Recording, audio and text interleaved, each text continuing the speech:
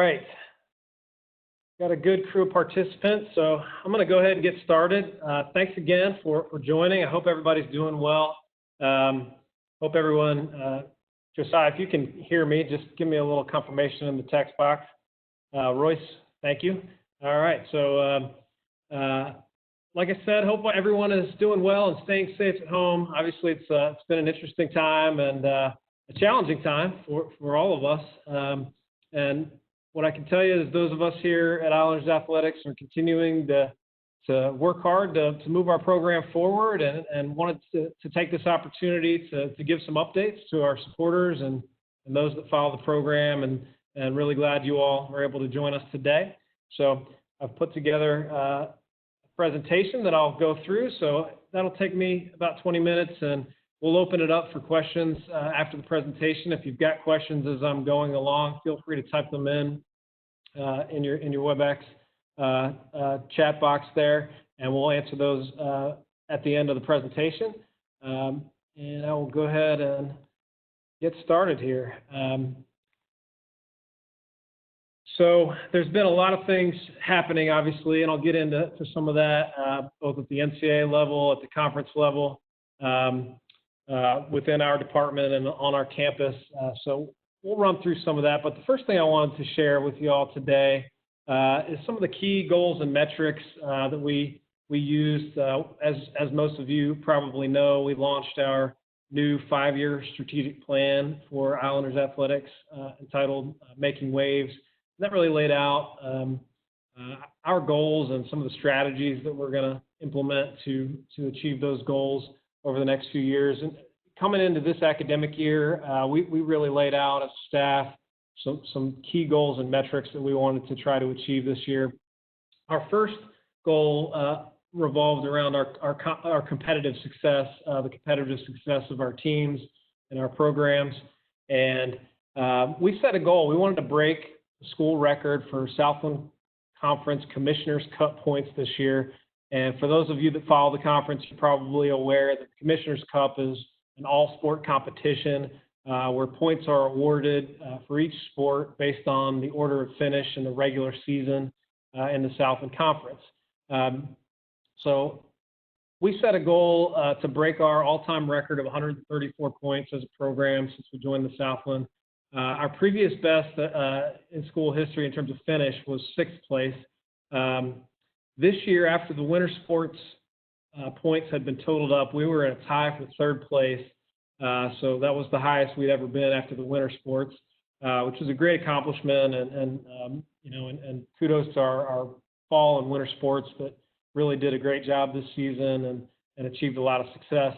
And so, we didn't obviously get an opportunity to finish out the season, and they're actually not going to award the Commissioner's Cup. The conference is not this year because we didn't get a chance to finish the spring sports, obviously, due to the shutdown with the pandemic. However, we were on course, and our staff and I sat down and we kind of projected out where we thought our teams realistically could finish for each sport this season.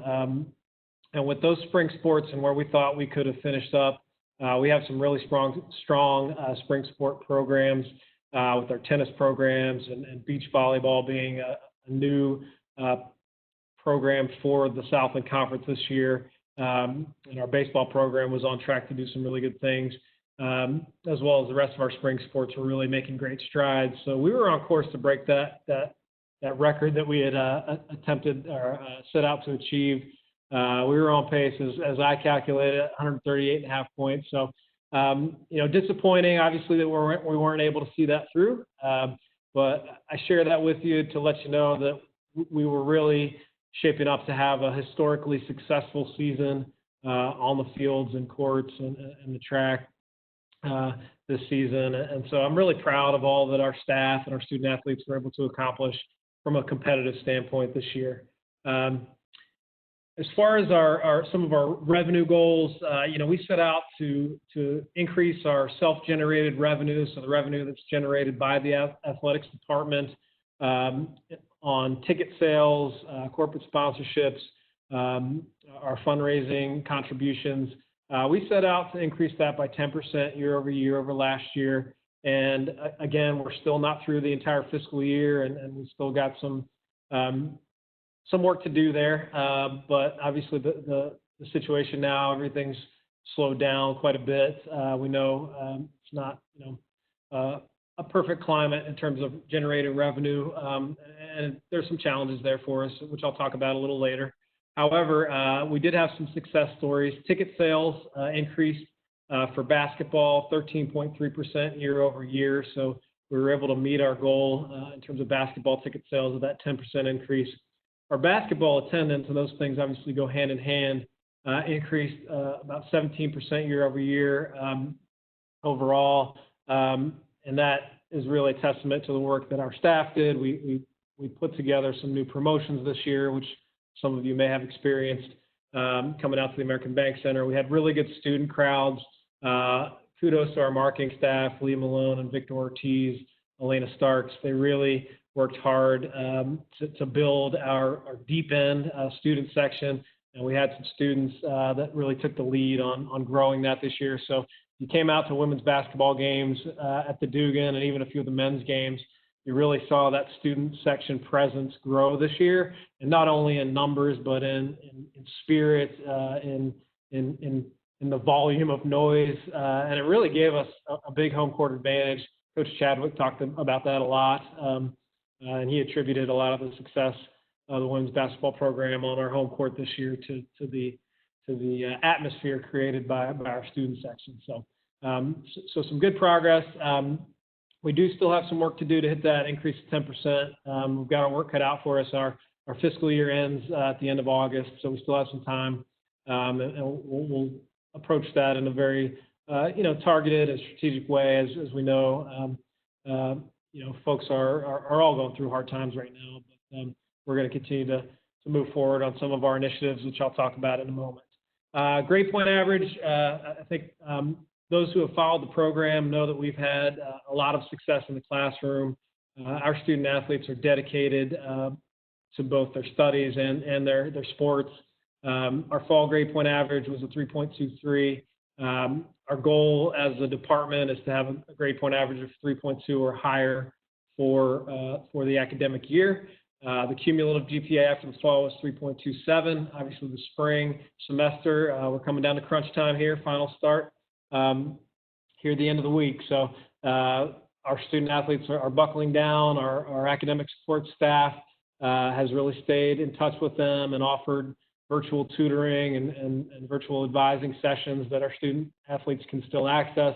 And speaking with several of them over the last few weeks, I know they've been able to adjust pretty well to the online learning delivery method. Obviously, that took some adjustment and getting used to, but all reports are that they've been able to manage it.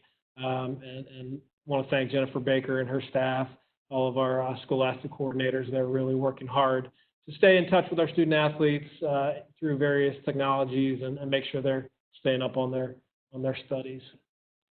The academic progress rate, for those that aren't familiar, is the NCAA's metric to measure progress towards graduation, as well as making sure student athletes stay on top of the grade point averages that they need to maintain for eligibility.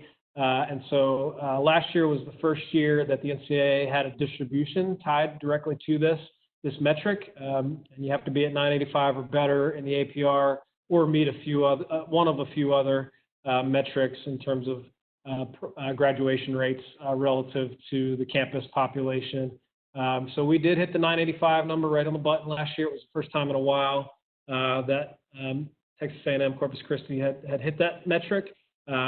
We've had meetings ongoing with our coaches in the spring to make sure that our student athletes are progressing, making sure we're aware of any who might be in danger of not meeting the required progress, and addressing those issues as they come. But we're in a good spot there for the 1920 year, and those numbers are reported out not until the fall following the academic year. So those numbers come out in October of 20 for the 1920 year. And so we won't know for a little while for sure where we fell on that, but that is a goal that we've kept in mind. Our goal coming into the year was for our student athletes to complete 2,000 hours of community service. Last year, for the 18-19 academic year, we were at about 1,100, but we've really made it a point of emphasis for our staff and our student athletes to be present in our community here in Corpus Christi and the Coastal Bend. And the best way that we feel we can do that is participating in events, serving at events that are community events, both on campus and around the community, helping out at charities, serving those who are less fortunate through various charitable organizations around Corpus Christi and the Coastal Bend. So really, really proud of this number. Of all the numbers this year, I think this might be the one that makes me the most proud. 2,283 hours performed with community service, so over double what our student athletes did last year. The fall semester, we completed 1,776 hours. And that is, so you can see the pace we were on. We probably would have had a few less hours in the spring. A lot of our sports are competition heavy in the spring semester, so they did get a lot of those hours in the fall. But as you can see, through mid-March, before the pandemic hit, we were at 507 hours performed, and that's with most of our sports being in season, competitively in the spring semester. So I want to thank Rachel Rodriguez. She's our student athlete coordinator, but also our student athlete development coordinator who manages a lot of these community service events, manages our student athlete schedules, coordinates different teams and different student athletes attending these events to get their service hours in. And she did a fantastic job, as you can see, based on the numbers here. But also, thanks to our student athletes. This is something that they've bought into, wholeheartedly. It's something that, as a staff, we rolled out this year and said, hey, we really want to step up with this initiative, this effort this year.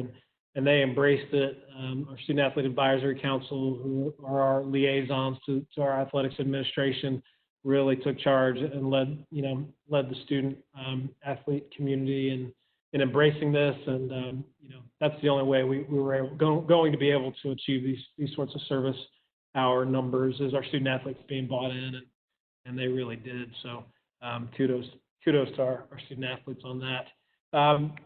The last thing, in terms of some of these key goals and metrics for this year, we are renovating our weight room. One of the things that I identified when I came here is that we had an opportunity to improve that and improve the experience for our student athletes in our weight room. So we're knocking out some walls, we're putting in some new floors, and down the line going to get some new equipment here. But the renovation, the construction piece is underway. Demolition is just about complete, and this area, for those of you that are familiar with our setup here on campus, is in the field house where the basketball programs have their offices and student athletes have their locker rooms for basketball. But all of our student athletes in all sports, their main weight room is in that field house area, and it's going to be great once it's complete, and we're on track for an August completion. And really excited about what that's going to look like when it's finished. So those are some of the key metrics that we really set out to achieve this year. And thanks to our staff and our student athletes, we've had a lot of success there. And I'm excited about the future and building on some of those things and adding some new goals for next academic year. So as you can see here, I've put up a slide to show the results of the South Texas Showdown. So that is a competition that's been going on a few years now between the Islanders and our good friends and rivals down at UT Rio Grande Valley. And despite the fact that we did not get to complete all of the competitions of the Showdown this year, this is an all-sport competition as well. A lot of our sports we play home and home, head-to-head competitions with UTRGV during the season. So we'll play them twice in a lot of our sports. And each competition has 3 points tied to it for the most part. And then there are some single points tied to attendance as well. So this is really a comprehensive competition across all sports. And as you can see this year, the Islanders came out on top convincingly, 37-17. So Last year, for the first time, we lost the South Texas Showdown, and thank you to our sponsors and great friends over at Navy Army Community Credit Union for the sponsorship there. They have been fantastic, and we'll be bringing that trophy back home this year to the island, thanks to the efforts of our student athletes. We got a couple sweeps in basketball. We got a couple sweeps in tennis, split a couple of the other sports, but we had a few competitions remaining, but they weren't going to be able to overtake us in that. And so my colleague, the AD, Chase Conk down there at UTRGV, has graciously conceded the South Texas Showdown this year to the Islanders. And as soon as the situation allows, he's going to come up and bring the trophy, and we'll grab lunch, and we will display that proudly in our offices, and probably do some social media with our student athletes to announce that we've brought the trophy back to the island. So that's another thing that we take great pride in, and are proud of having accomplished this year. All right, so I wanted to just share with you, we did have some unfinished business with some of our sports here in the spring, and wanted to share that with you. I got my slides a little out of order here, but we'll come back to the other one. So, as everyone knows, mid-March, the pandemic hit, and the public health situation just, the dominoes moved pretty quickly, and everything was shut down, not only within our conference, but nationwide, and NCAA championships were canceled, as everyone at this point is well aware. So wanted to just run through some of the really good things that were happening that we weren't able to see through this year for our spring sports programs, but also women's basketball. Obviously, everyone knows at this point, women's basketball, they were Southland Conference regular season champions, which was a first in program history, and really proud of Coach Chadwick and his staff and our young ladies, 8 seniors, what they accomplished this year. They were the top seed in the Southland Conference tournament, and we're 2 games away, thanks to the double bye.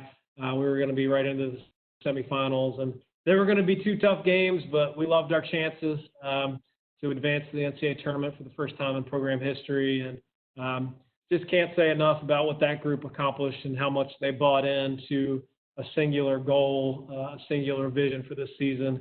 We're going to miss those ladies for sure, those seniors. And we'll celebrate them when we have a chance, once we get through the current health situation and get everyone back on campus. So stay tuned. We're going to find a way for our fans to really show their appreciation for those ladies and what they accomplished when the time allows, when the time is right. Men's tennis, they were 12-6 on the year, had racked up some really good wins over UT Arlington, New Mexico State, and UTRGV. We were going to be, right there at the top of the conference again. They were the conference champs last year, and we were going to be right in the mix once again this year. Women's tennis was off to a 13-3 start, 3-1 record in the conference. Wins over Houston, UTRGV, Northwestern State. Don't mind the typo there. But they had a really solid young team, young core, mostly freshmen and sophomores that were really starting to gel, and we were really excited about what was in store for them. The good news is they will all be back, and we look forward to what they can accomplish next year. Baseball, they had a really tough early season non-conference schedule. So they were hovering right around the 500 mark, but they had racked up some wins over Missouri and Kansas State, 2 Power 5 opponents in the Clayburgh Classic. I know a lot of you were out at some of those games, and that was a really good sign of things to come. And probably an even better sign to me of things to come was taking 2 out of 3 in their opening series in the Southland against Incarnate Word. Incarnate Word had the best metrics in terms of RPI, which is a metric that is used nationwide to sort of rate strength of schedule and performance, competitive performance. They were at the top of the RPI in the Southland Conference after the non-conference portion of the season in terms of the early February, March season. So to take 2 out of 3 from them in that opening series, in a hard-fought series, really good, well-played series, to me was a great sign that we were in store for some really good things. And so I think, baseball was going to have a really good year, and we were in position to host the Southland Conference tournament well, we weren't going to host, but it was going to be hosted here in Corpus Christi by the Corpus Christi Hooks and the Southland Conference over at Whataburger Field. So we're still working with the conference to identify, what's going to happen in the future with that tournament, but certainly hope to bring it back to Corpus Christi, if not next year, sometime down the line. So moving back to some of the other spring sports. Beach volleyball, this was a sport that was also in position. We were going to host our conference championship. It was going to be the first time that the Southland hosted a beach volleyball championship due to the number of programs that sponsored it this year. So we were excited about that. Beach volleyball was 5-3 in the early going. They had knocked off number 20 Tulane, and they were 3-0 against conference opponents, Southland Conference opponents. So again, another program that was poised to really have a strong finish. I talked about those Southland Conference Commissioners Cup points. Beach volleyball, tennis, baseball, we were going to rack up some big points there. And so, just again, disappointing, but still very excited for the future of those programs. Softball, another program I'm extremely excited about for the future. Coach Kristen Zaleski came in this first year, inherited a program that had struggled on the field, obviously.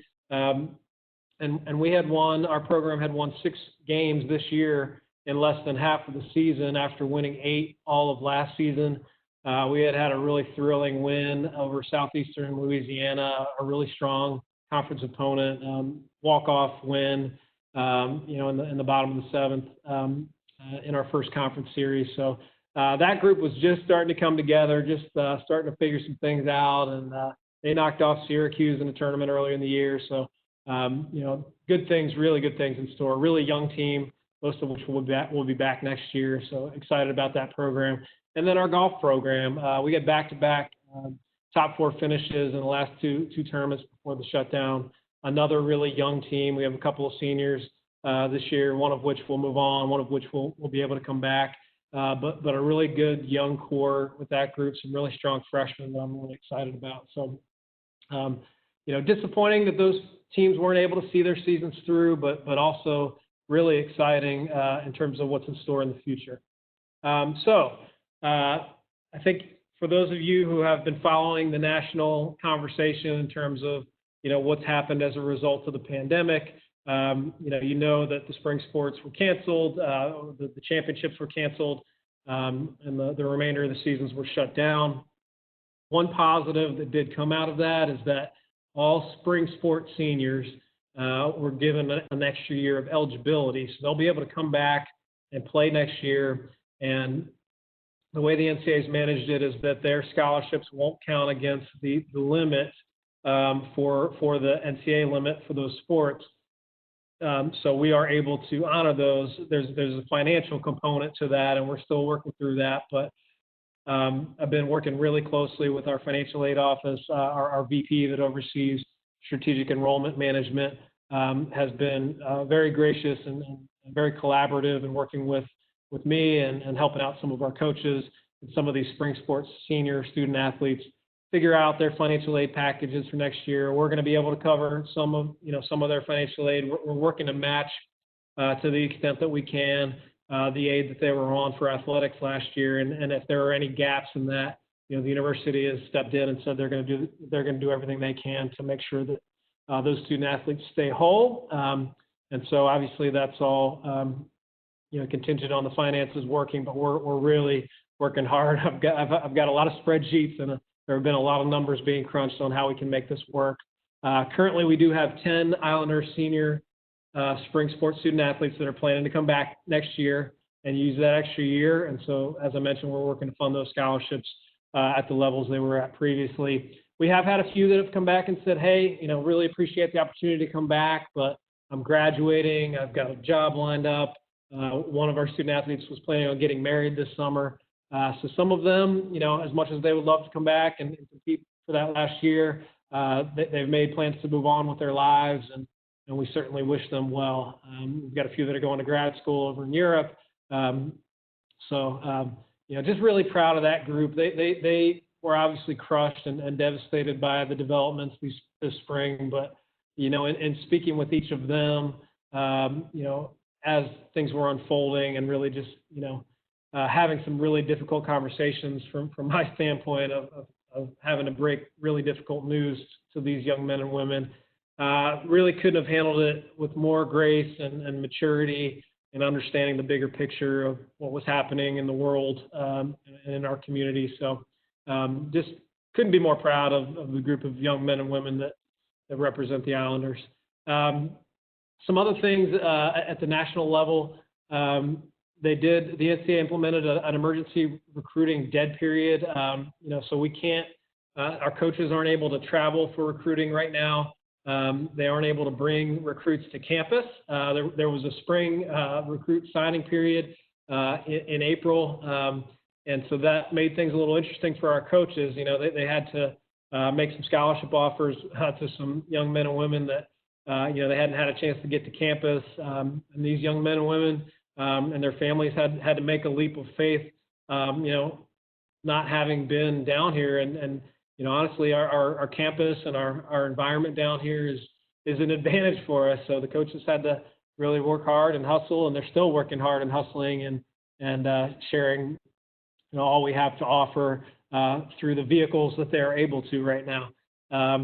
And I'll talk a little bit more about that spring signing period and the signees in a bit. There has been some relief given by the NCAA for the effects of the COVID-19 pandemic.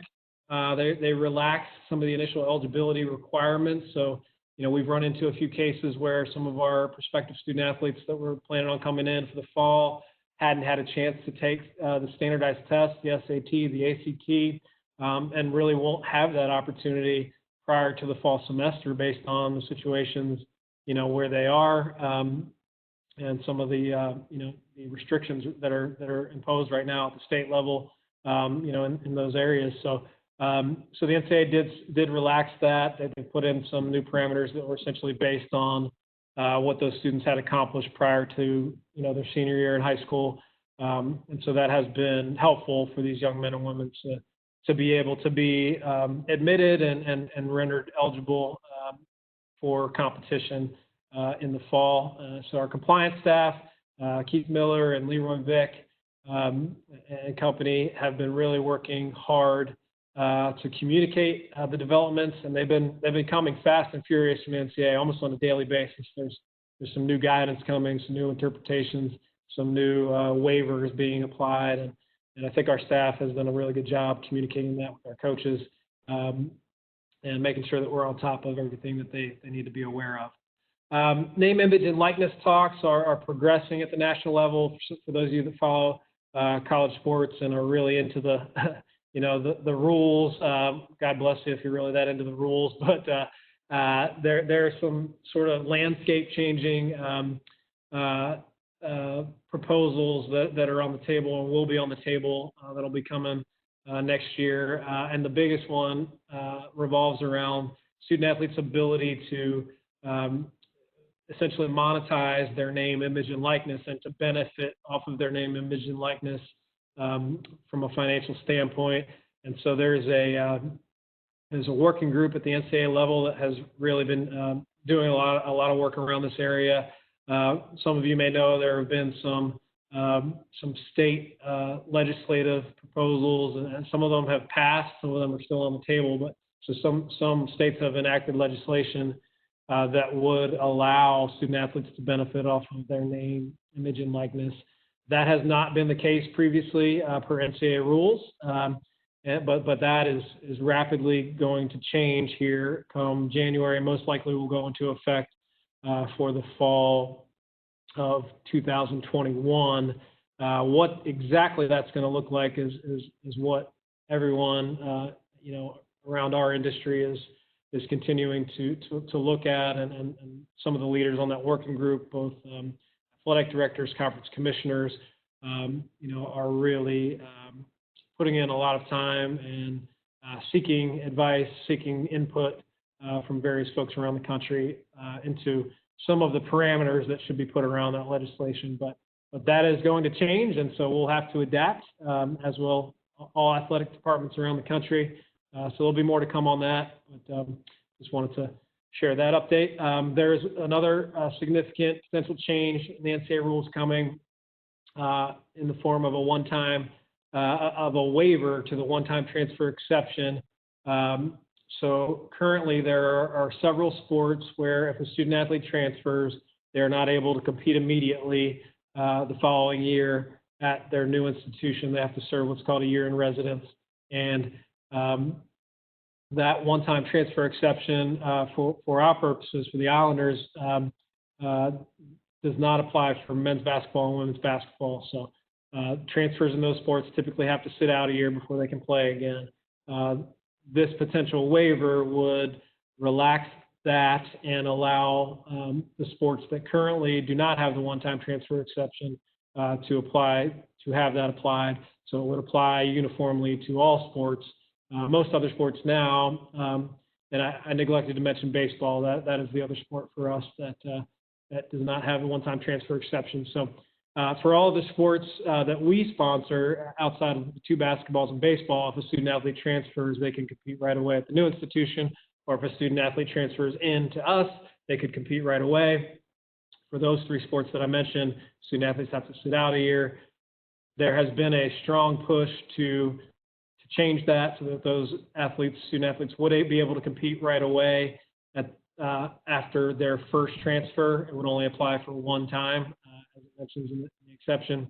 That has been tabled for the time being. The NCAA Board of Governors, which is sort of the ultimate, the highest level governing body, has shared their sentiments that should not be enacted for this fall due to all the uncertainty and sort of the climate right now. So the NCAA Division I Council, which is another body that can enact waivers and proposals or recommend proposals for vote, we'll take a look at that. And they have a meeting in May where they could still propose that waiver be implemented. More likely, the scenario we're hearing now is that is going to be moved to the legislative process in January and be voted on then, and then potentially be enacted for the fall 21 semester. And finally, the NCAA has released core principles of resocialization of collegiate sport, and that basically you can find on the NCAA website. The NCAA Sports Science Institute is made of medical professionals, athletic trainers, doctors, and they've put together a document that really lays out, okay, here's how we get back to essentially doing what we do: competition, practice, training, in a way that's going to be safe, an environment that will be safe for our student athletes, for our coaches, for our support staff, and for really everybody on campus. And so that is going to be a phased approach, much like some of the states that have slowly started to open up for business. There are a lot of parameters that will be around that. And what I can tell folks on the call is that, ultimately, at some point, we're going to get back to doing what we do. We're going to make sure we follow all the guidance from the medical professionals, and the NCAA Sports Science Institute document really lays out a great framework for what we need to do to be prepared for when that time does come. And so obviously we're all looking forward to that and sort of chomping at the bit to get back to what we do, but we've got to be careful, we've got to be safe, and so it's going to take some time. All right. I want to talk a little bit about our signees. Men's basketball has 5 signees that signed in the spring signing period. We're really excited about the crew we've got coming in. We have 3 young men who all are coming in from the same junior college, Community College of Beaver County up in Pennsylvania. This is a team that was at the top of their level of junior college basketball this year. They were 25-4 on their season. This is a group that has played together, that really knows how to win. And so they're going to bring, a level of competitiveness and toughness to our program that I'm really looking forward to. And I know Coach Wilson and company are as well. Kyrie Coates, 6'6" wing player. He has averaged 11 points, 7 rebounds, 4 assists, 2 steals. Did a little bit of everything, as you can hear. 31 games last season for CCBC. Coach describes him as a winner. Coach Wilson does. just a guy who's going to come in and really raise our level of competitiveness, as I mentioned. So looking forward to welcoming Kyrie. We've also got Rasheed Brown, also from CCBC, a teammate of Kyrie's. 6'2" guard, averaged 14 points, almost 10 assists, 3.5 rebounds, and 4 steals while appearing in all 31 games for CCBC. He's a Philadelphia Catholic League product, Newman Goretti High School. Having gone to college in Philadelphia, I know how good Philadelphia Catholic League High School basketball is, and Newman Goretti was a 3-time state champion out of that league. So Rasheed comes from a winning high school program, a winning junior college program, and he's really going to bring a lot to the table for us as well.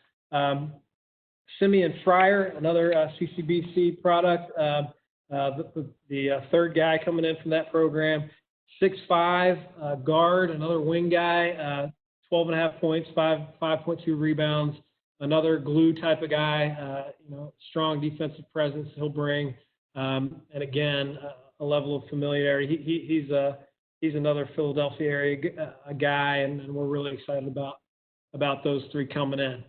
Laz DeLazarus Keys, 6'8" post player coming to us, also out of junior college, Florida Southwestern State College. They were 30-3 2018, 29-2 last year. They were number 1 in the NJCAA Division I poll, at the end of the year. And Laz is a guy he's a glass eater. He's going to rebound for us. He's a physical specimen. If you watch his highlight tapes, which I have, you'll get excited. He'll be a presence in the post for us next year and come in and contribute right away. And then finally, Ladou Lakou. He's a Texas guy. He's the lone freshman coming in out of the spring signees. 6'10", all-state performer out of Dallas's Lake Highlands High School. Averaged 8.7 boards, 4 blocks last year to lead his team to the state playoffs. And he will come in and be a young guy that is a rim protector. Set a school record with 8 dunks in 1 game last year. So if he gets it around the rim, it's going down with some force. So really excited about how these guys are going to come in and complement a strong nucleus coming back. We return the majority of our scoring from last year. Our top 2 scorers, Miles Smith and Jordan Hairston, who I believe next year will be one of the top backcourts in the Southland, and if not one of the top in the country. We were in the top 20 in 3-point field goal percentage last year and return virtually all of those shooters that were leading the way on that. So we got guys that can put the ball in the basket. These 5 young men that I mentioned are really going to complement the pieces that we have coming back and really bring a level of competitiveness and toughness. I know I keep saying that, but I'm really excited about sort of those intangibles that this group is going to bring and complement the young men that we have coming back. So moving on to women's basketball, they had just 2 spring signees because they signed 5 in the fall. Hopefully you're familiar with our fall signees, but the 2 coming in the spring here, Alexandria Pollard, she's coming to us out of junior college as well. She's a Houston product. She comes to us from Bossier Parish Community College in Louisiana. 59 career games, 8.5 points, 8 rebounds per game. She's a post player. She's gonna bring some size, obviously with 8 seniors leaving us and Alexis Bryant, one of the best post players in the Southland, probably the best in my humble opinion, leaving us. Alexandria is going to come in and fill some of that presence in the paint. So we look forward to getting her here on campus. And then Mireia Aguado out of Barcelona, Spain. She's a guard. She's a smooth left-hander. Watched a little bit of her video, and again, this is a young lady coming to us out of Spain who has not visited, did not have a chance to come see the campus, but that's how good a recruiter Coach Chadwick and Coach White, Coach Tuck, Coach Brunson. This group just really has the ability to build a rapport with young women Obviously, we've got a lot to promote after the season we came off of. So Mireia is going to come in here. She was on the under 18 Catalan national team, and she's a scorer, four-time player of the week in her league. She's been MVP of various international tournaments. Last year, 16 points, 6 boards, 3 assists a game. So just wanted to give you a little preview of what the future is going to look like for our basketball programs, and share that. I think before we move on to some other business, in the spring and also a few just really great accolades to recap from the fall. We had numerous all-conference recognitions for our women's basketball program. Alexis Bryant, Defensive Player of the Year. We had several second and third team selections, and Alicia Booth, Day Evans, and Emma Coleman O'Brien. Just fantastic year they had. And on men's tennis, Kyohei Yamanaka was named the Southland Student Athlete of the Year for men's tennis. And I'd be remiss, this is a fall accolade, but it's something that we had accomplished in the program's history. Madison Green for our volleyball program was first team academic All-American by COSIDA, the Sports Information Directors Association. So wanted to recognize them for those great accomplishments. And a bunch of other great accomplishments this year individually for our student athletes, but those were a few that stood out from the spring, and then one from earlier in the year in the fall. So moving forward, we've got, as I mentioned, we've got some business to tend to. Our IAF membership renewal, you'll be receiving some communication on that. This is our time for renewals. Our fiscal year runs, as I mentioned, through the end of August, and so you'll be hearing from our IAF staff. We'll have a mailing going out next week. I understand the climate right now, and I understand there are a lot of people, a lot of businesses that are going through a challenging time.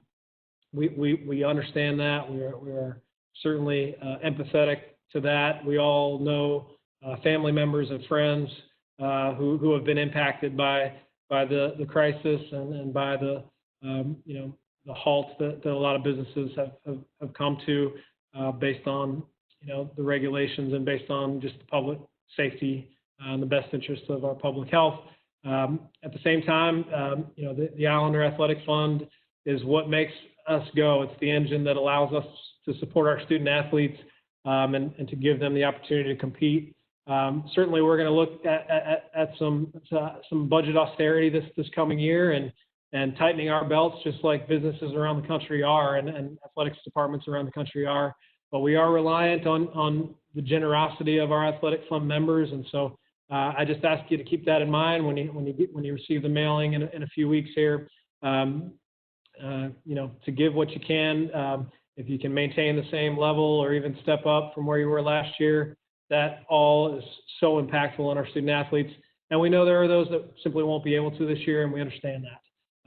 But any support that you can give during this time, and as we continue to try to impact our student athletes, it all goes to support their scholarships and to provide those opportunities for the outstanding young men and women that I've been bragging about throughout the course of this call.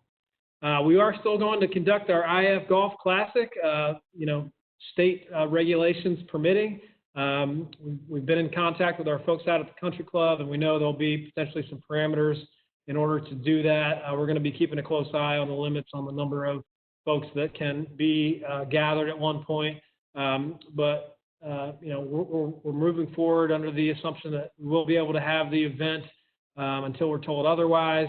We will do everything in our power to implement the safety protocols that the medical experts that we consult with recommend.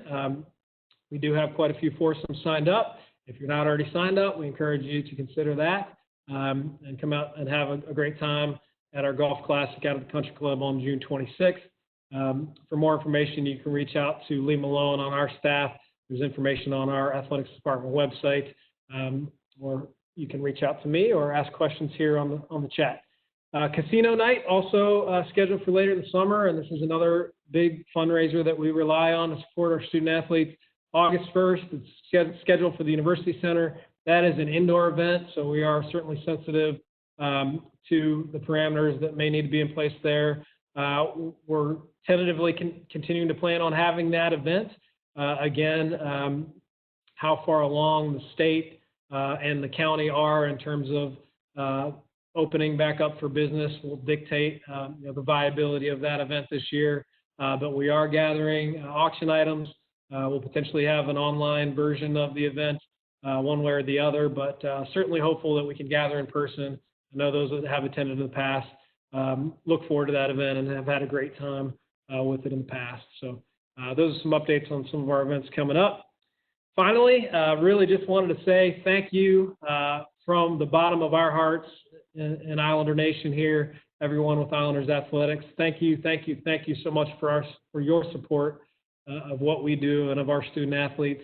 That photo right there, just makes me smile. That was a great day to be an Islander, watching our women's basketball program cut down those nets and celebrate their first ever championship. So hopefully it makes you smile the way it makes me smile. And with that, quick plug and reminder, we're doing a lot of really good things right now, staying engaged on social media with our fans. So you can follow us, like us, and follow along with what's going on with the Islanders through any of those platforms on the screen. And with that, I'd be happy to take any questions in the chat. Hopefully this was informative. I know we miss seeing all of your faces around at our events and our games and on campus. And certainly we hope that when the fall rolls around that we are back up and running and able to host everyone back out at volleyball and soccer and some of the other events. So don't see any questions yet. So we'll leave it open for questions here for a minute or two. If you don't have any questions and you're going to jump off, have a great day. Have a great rest of your week. We'll hope to talk to you or see you soon. Thanks, Pep, and thanks, Ron. Appreciate the comment.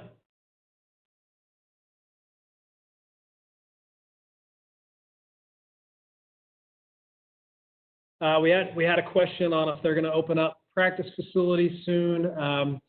That is a sort of an indefinite situation right now. We're certainly keeping an eye on the guidance from the state and the governor. There's been some talk that gyms potentially may reopen sometime in the next wave. So we don't have a date on that. That will be certainly dictated by the guidance that we get from the state level and in consultation with our doctors and our trainers. We are, as I mentioned, preparing for that day when they do open in terms of how are we going to disinfect, how we're going to make sure that we keep everything clean and safe, and some of the other ways that we can protect our student athletes from, personal protective equipment. So Jacob, to answer your question, we don't know when they're going to open yet. I'm hoping that we'll be able to get back to some workouts sometime later in the summer, especially for the sports that are typically here on campus working out during the summer, which includes our basketball programs and even just individually for our other student athletes. I know I've been keeping in touch with our rec sports director and the vice president that oversees student engagement, that oversees the rec center on campus. I know that when they get the green light from the government and the state government, and then our campus, advisory board, our president's cabinet make that decision to open up the gym on campus. Obviously, our student athletes would have access to that as well.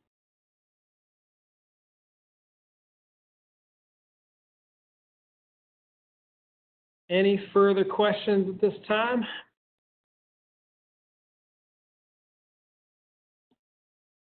John, we had one about the academic requirements for returning seniors. Sure. So the academic requirements, they have to be enrolled. They do have to be enrolled full-time. For undergraduates, so we have some of them that are going to just extend out their undergrad timeline, some of them that are going to go to grad school. So for undergrads, and I'm going to state this pretty confidently, but without my compliance guy on the line, he'll have to verify. But for undergrads, it's 12 credits you have to be in per semester unless you're in your final semester. So for an undergrad returning in the fall, they would need to be in 12. And then if they only needed, 3 or 6 credits to graduate that following spring, they could be in 3 or 6 or whatever they need to finish. Grad students need to be in 9 credits, and they need to be enrolled in 9 credits of graduate study. Good question. Josiah, any other questions on your end? I'm not seeing any popping up here in the chat. Yeah, we had someone ask what your general thoughts about the short-term plan for Islander athletics, what positives over the next 6 months, and any major concerns that we might have. Positives, I think, we have some really strong seniors that are going to be coming back, and I'm really excited about that. We've got a really good nucleus of our baseball student athletes that want to come back and, take care of some of that unfinished business that we talked about. We have a handful of our track and field student athletes that have achieved at a really high level that are going to be coming back, a few softball student athletes. So I'm excited. One of our top golfers is a senior that's going to come back. So I'm extremely excited about the group that we have coming back. The challenge with that is not only do the seniors get the year back, but all of the spring sports student athletes get an extra year. So now the coaches will have the challenge of managing. Maybe you had a sophomore who was going to be a junior next year, and you built your recruiting classes behind that group, based on when we thought, the current student athletes were going to be finishing up and moving on. And so you have a little bit of a log jam situation to deal with the young student athletes coming in behind the ones that are going to be here for next year. So that's a bit of a challenge. I would tell you we're going to come out on the very positive side of that, just with the student athletes the younger student athletes that we have.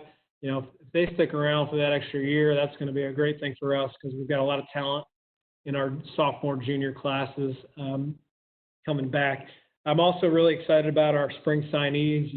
We signed 21 student athletes in April, and a lot of them signed sort of sight unseen with our campus, but really talented group coming in across different sports. Our soccer program has some really talented young ladies coming in. Softball's got a really good recruiting class that they've signed. Track and field has been able to add a handful here in the spring that are going to come in and make an impact. So those are some real positives that I'm looking forward to. The budget situation is going to be a challenge, quite frankly, and that's not just for us. That's across higher education. That's across across our conference. We're looking at some budget austerity measures at the conference level in terms of how we travel, in terms of the number of contests that we play next season. In terms of maybe what used to be an overnight trip turns into an up and back, a down and back day trip. So everything right now is on the table in terms of how we can cut back on expenses, but still provide as positive an experience for our student athletes and give them every opportunity that we really love to give them. So I think those are some positives and some challenges that are coming down the road for us.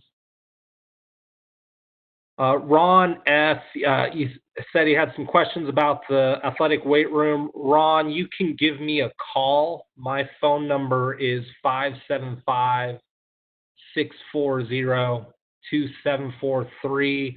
I can answer any questions that you have about the weight room, unless there was a general question that you had. Another question said, will there be sports summer camps for elementary, middle school, high school students once the gyms open? The The answer to that is we hope so. But again, I'll go back. I'll go back on what I said in regards to the gyms opening. The camps are going to be really contingent on the guidance that we get from state government, local government officials. Right now there's a limit on the number of folks that can gather. So when you're talking about a summer camp, whether it be a basketball camp in a gym with 50 to 100, youngsters, we're certainly not there yet in terms of having a comfort level with that.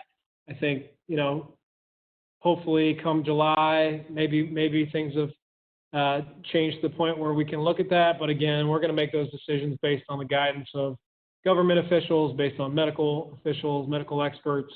And we're not going to do anything that's going to create an unsafe situation for anyone involved, whether that be our coaches, our student athletes, the youngsters and the parents that would typically come to our summer camps. Is it more likely that maybe we're allowed to have a baseball camp or a softball camp that's outside and we're able to do a little better social distancing? Maybe, with the warm weather coming in June, July, August, all indications or, all reports that I've heard that isn't going to hurt things with the virus and hopefully will help. We are taking a wait and see approach. We've not canceled any of our camps that were scheduled for June, July, August. You will hear more, hopefully, once we get the green light, and our coaches certainly will get aggressive in publicizing those camps once we do get a green light. But we're certainly right now in more of a holding pattern with that and hoping we can do it. Certainly our coaches rely on that revenue to support their livelihoods. We know parents will be itching to get their their children out of the house and engaging in some of those activities. And we would love to be able to provide an avenue for that, but it's just got to be the right situation and a safe situation for everyone involved. And it's a little too early to guess if that's going to be the case right now, but I certainly hope so. Ross and Joyce want to know how you and your family are doing during this time. Well, thanks, Ross and Joyce. I appreciate that question. I'm doing great. My wife and I have really had a chance to spend a lot of time together. We're still relative newlyweds. Got married last June, so still in the first year. Due to her job, she travels quite a bit typically, and so she's been off the road, obviously, on the stay-at-home plan, like the rest of us, and so it's been great. We've been able to spend a lot of time together, doing some cooking, much more so her than me, which she's enjoyed. So I've been getting some great home-cooked meals, more so than I normally do, which has been great. My family, I've got, my parents and brothers around the country, they're all doing well. So we're all hanging in there, just like doing our best, just like everyone else. And I hope you and your family are doing great and healthy and surviving. I've certainly stayed plenty busy, trying to stay on top of everything. But my guilty pleasure has been a few Netflix series that maybe I wouldn't otherwise have time to indulge in. So I hope you all are able to do some things that maybe you wouldn't be able to normally as well. But thank you for that question. I think we got time for one more question. We had somebody ask about NIL and fans being able to give gifts directly to athletes.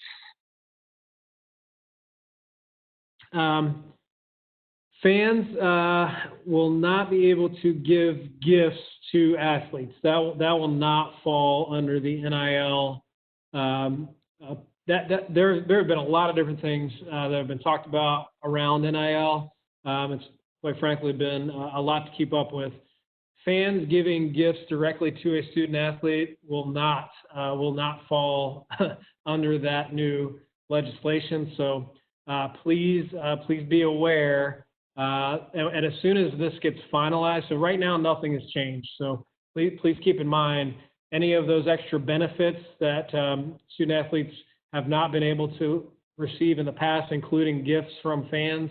they're still not able to receive those per NCAA rules, and that would jeopardize their eligibility. Our fans are such a great support to our student athletes, and I know, especially at a time like this, there may be an inclination to do even more. If you want to help out a student athlete, please reach out to me. Please reach out to Josiah. There are some things that maybe we can structure based on this COVID-19. The main way right now that you can support them is to give to the Islander Athletic Fund or a sports-specific account. We are working with campus. They've received some funding through the CARES Act to provide some emergency relief for the general student body. And we have been given some relief in certain situations for student athletes that maybe live in an international country and can't get home. So we're working through a lot of those situations to provide as much support as we possibly can for those young men and women. And any dollar that comes into the Islander Athletic Fund or a sports-specific fundraising account goes directly to support our student athletes, and we can use those funds in that way. And if you want to earmark it for a specific purpose, that's the best way to help our student athletes right now. Looking through, I see these questions rolling in now. Coming in a little slower than they were for you, but Josiah, I think we got, okay, I see one here. Will Perry be coming back next year? The answer to that as of right now is yes. I've had really good conversations with Perry Francois and Miles Smith. Those guys both are graduating, and so as you know, the grad transfer thing has been something that we've been impacted by. Perry and Miles both are fully on board. As was Coach and I's last conversations with them, they're committed. They want to do something here, something special here. They want to come back here and make a run at a championship. We've got a squad coming together for next year that I think both of them feel really good about. And so, Jacob, to answer your question, Perry Francois, as of right now, the plan is he will be back here in the fall, and we're excited about that.